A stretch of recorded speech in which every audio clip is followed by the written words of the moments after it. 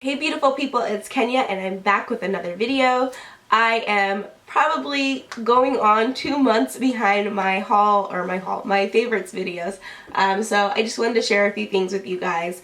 There's a reason for that, just so you know. I bought a few things in September and I didn't necessarily like all of them, and I didn't want to put them out there for the sake of having something to put up in a video. So I just want to make sure that we're clear that everything that I put in this video are things that I actually use and I actually like. So this will be September and October's favorites.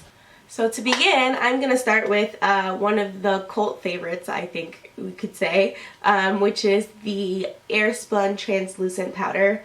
You can get this powder at Walmart. I got it at Walgreens, Duane Reade, whatever is near you. It's a pretty cheap powder. I can't remember how much I paid for it. I think it was $10 or less, but it was inexpensive, and this is what a lot of people use here on YouTube. I have been using the Laura Mercier powder. I decided to try this out. I will say I do like it. There isn't much of a difference between this and Laura Mercier in my opinion, but this comes with a very strong smell. I'm really just not sure how no one's mentioned that. Like, it comes with this, like, you know, little puff thing, which, I mean, you don't need that. It's like a really cheap one. And it does come with a sifter, although they pack so much powder in here, it's really hard to get the product out. So I had like this little tray. I'm sure you guys have seen me use it before, but I had this little tray that I pour all of my powders onto when I'm setting or baking. And I've got to tap this out into there in order to use this well. Back to the smell. I like using this, but it comes with a very strong, almost like a baby powder smell. And don't get me wrong, I love the smell of baby powder. My mom thinks it smells like baby butt, but you know, that's because she's changed diapers, so. But I think this is a little overwhelming, especially since it's going on your face. And I mean, let me see if it says it has fragrance in here. There is fragrance. Okay, so this isn't a mistake. They put a lot of fragrance in here, and at times it can be very overwhelming. And I don't know if you guys can hear me. Like, for the most part, I can barely smell at all anyways, but when I can smell a little bit, I'm pretty sure I can smell at like a lower capacity than everyone else. And when I can smell, this smells strong to me. So I think that's saying something, and I just want to warn anyone who wants to try this out. But otherwise, it will be part of my favorites just because, you know, I can get over the smell, but I still like to use it. Next up, in another cult favorites that I am so late on. I'm late on everything, you guys. I apologize, but I just decided to purchase the Real Techniques brushes that everyone has been telling me to get, like, since they came out, which was a while ago. They are quite dirty right now, but I actually really enjoy using these brushes. They're very comparable to any of these other brushes that I have, most of which are Sigma. Although I'm not sure, I don't think my Sigma brushes are synthetic, and these look like they are probably synthetic, but I'm not sure. So honestly, if they are, or if I can find that out, I will, you know, add a little something in here. I don't tend to use this one that much. I do know that they have a lot of other brushes, especially eye brushes. I haven't bought that one. I tend to use this one other than my fan brush to put on some highlight, which is this one. So either of these I will use to put on highlight. This kind of has a multi-use thing. You can use it really, it says it's a contour brush, so I guess you could use it to contour, but you know, I like my thicker fan brush for contouring. This brush, I love this brush. This is a very small detailed, it's a flat brush really. I love this brush because I can get into all the small spaces that I need to, especially, like, I tend to use a small pencil brush to do my tear duct when I want to put some highlighter here or anything else. And I actually really like using this a lot better, just because sometimes if I do that, I just kind of like get it all over here and it's a little bit too much. So I really enjoy using this brush. I mean, I would buy like 6 of these if they sold it by themselves. I recently bought a lot of items from Colourpop actually, just because I really enjoyed that liquid lipstick that I love to wear. Actually, it's right here. It's called Chili Chili. All the names and everything rubbed off on this. That's kind of the one thing I don't really like, just because if you happen to figure out where this is from, I mean, anyways, So I decided to buy a few more liquid lipsticks, and I decided to buy a lot more of their shadows just to try them out. Don't know how I feel about those yet, so I'm not going to include those, but I will include the liquid lipsticks because I absolutely love them. So we are going to do some swatches. First one I purchased was called Limbo. This is it. It's such a nice dark brown, and I think it looks so nice on someone's complexion who is similar to mine. This is how Limbo looks. And it might dry like maybe a tad bit darker, but nothing like crazy. Then I purchased this one, which is called DM, because it goes down in the DMs. This is kind of like a metallic one, or I don't know. I know they have names for them, like ultra metallic something, but I'm not sure what this one's called. But I actually really love this one. I've kind of been wearing it almost all the time, even though it's like, you know, probably supposed to be a little more dressy, especially since it's so metallic. But you guys know me, I love gold.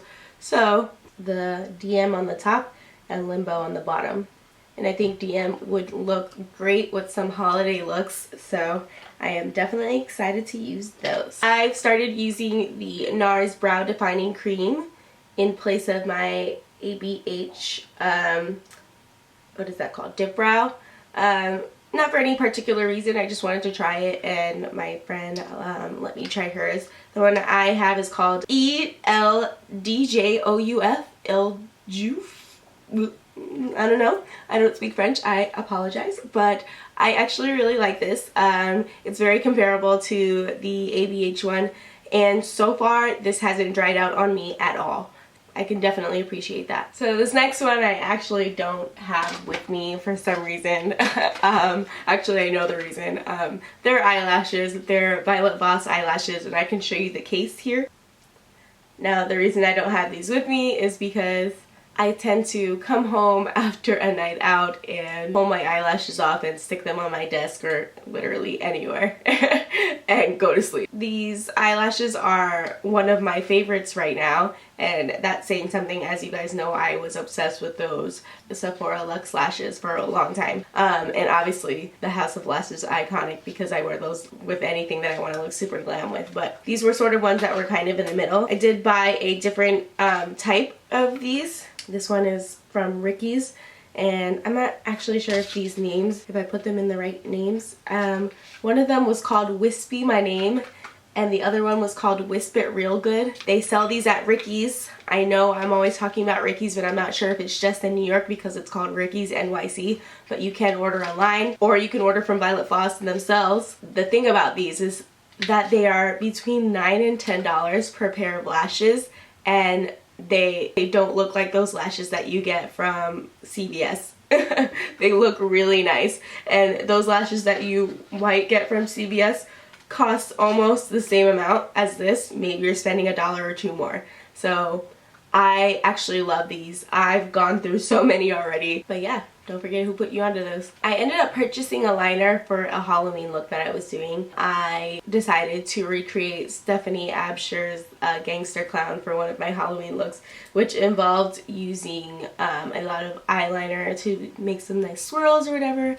And I saw that when people were, you know, creating these looks on their faces, they were using Kat Von D's tattoo liner. And I don't know about you guys, but I don't want to waste my tattoo liner on that. So I decided to go to Harmon's. I don't know if Harmon's is just in New York, but I know it's a part of Bed Bath & Beyond somehow. But I went to Harmon's. I purchased this Essence Superfine liner, Superfine eyeliner pen. And I think they had like a larger version, but I didn't really want that one, especially because the look I was trying to do was pretty detailed. So this is obviously a felt tipped pen. For this being retailing for like $3 or less, because I don't remember the amounts, that line is pretty pigmented. Sometimes I use it during the weekday when I'm just going to work and wanting to do something super simple and not caring. I'll use this eyeliner over my Kat Von D's Trooper, but Trooper is still bae. Some other random favorites I have aren't necessarily makeup related, but